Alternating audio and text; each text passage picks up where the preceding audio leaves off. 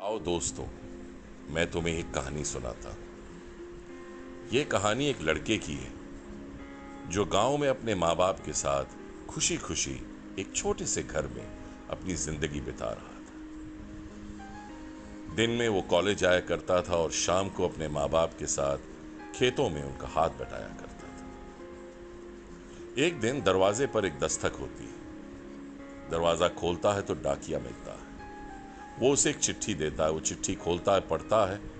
वो चिट्ठी एक मल्टीनेशनल कंपनी की थी। शहर से आई एक इंटरव्यू कॉल लेटर। वो खुश होता है, मुस्कुराता है, हंसता है। अपने माँ बाप के साथ इस खुशी को बांटना चाहता है, पर अफसोस वो खेतों में होते हैं। वो गुनगुनाता है, मुस्कुराता है, सोचता है कि अब उसकी जिंदगी बदलने वाली है।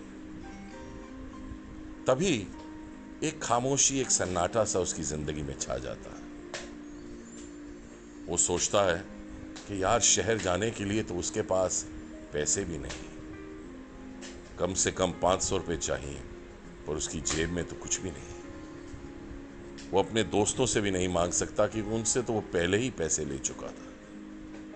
ना वापस करे पहले पैसे, आगे किस मुंह से उनसे मांगता।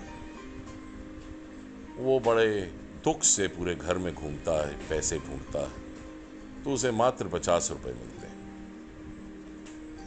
पर शहर जाने के लिए तो 500 रुपये चाहिए। 50 रुपए में तो शहर नहीं जाया जा सकता।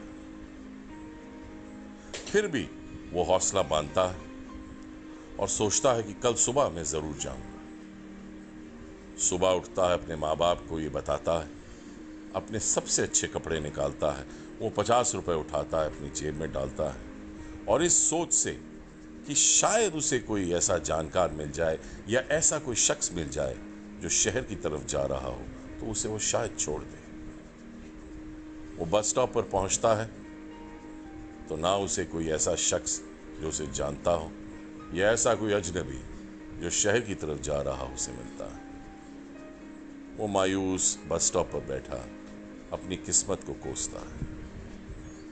तभी दूर एक मंदिर में घंटी बजती, तो कहता है कि चलो भगवान से ही कुछ मांग लेते हैं, शायद भगवान ही मेरी अब मदद करें। मंदिर जाता है, भगवान से मांगता है। सीढ़ियों पर बैठा, जूते पहन रहा होता है, तभी देखता है कि फकीर बैठा हुआ है। फकीर के सामने एक थाली है जिसमें काफी पैसे पड़े हैं। तो उसे बड़ी हैरानगी होती है। वो भगवान की तरफ मुंह करता है और कहता है, वाह तेरी लीला प्रभु, जिसको चाहिए उस पे है नहीं, जिसको चाहिए नहीं उस पे इतने। वो फकीर उसकी तरफ देखता है कि ये लड़का इतना मायूस क्यों बैठा है।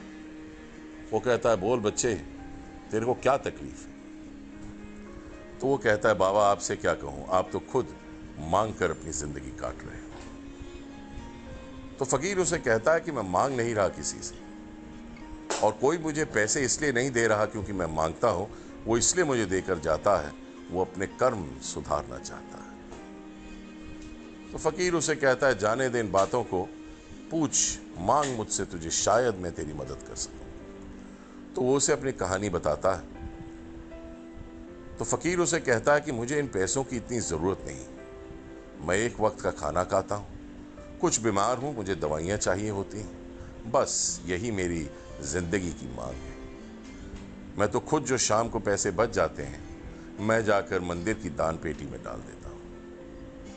वो लड़का उस फकीर के ऊपर विश्वास करता है और उससे 500 रुपये लेकर और यह वायदा करके कि वो कमाकर उसे लौटा देगा, वो शहर की तरफ बस में बैठकर चल पड़ता है।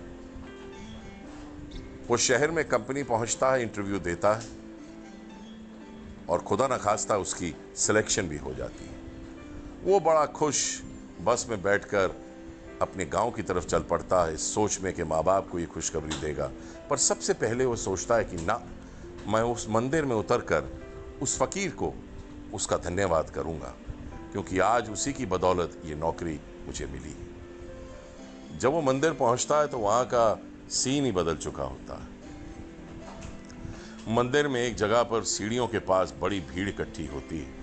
तो वो जाकर भीड़ में पूछता है क्या हुआ, तो लोग उसे कहते हैं कि एक फकीर था, वो मर गया। वो भीड़ को हटाता है, देखता है कि ये तो वही फकीर है तो भीड़ में से एक आदमी पलटकर कहता है कि अच्छा है भिखारी मर गया, शायद इसकी आज की दवाई के पैसे नहीं जुटा सका।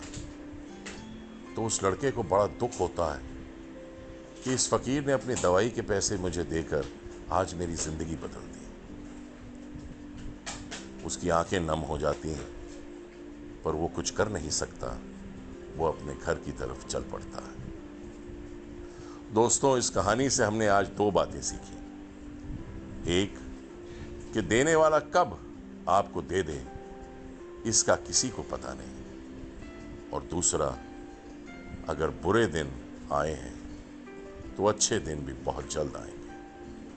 अपना हौसला, अपनी उम्मीद मत खोइए और जिंदगी को खुश दिली से जीते रहिए और आगे बढ़ते रहिए। मैं करण सिंह यहीं आपसे अलविदा कहता हूं और फिर मिलने का आपसे वायदा करता हूं। शब्बा खैर, good night, take good care of yourself.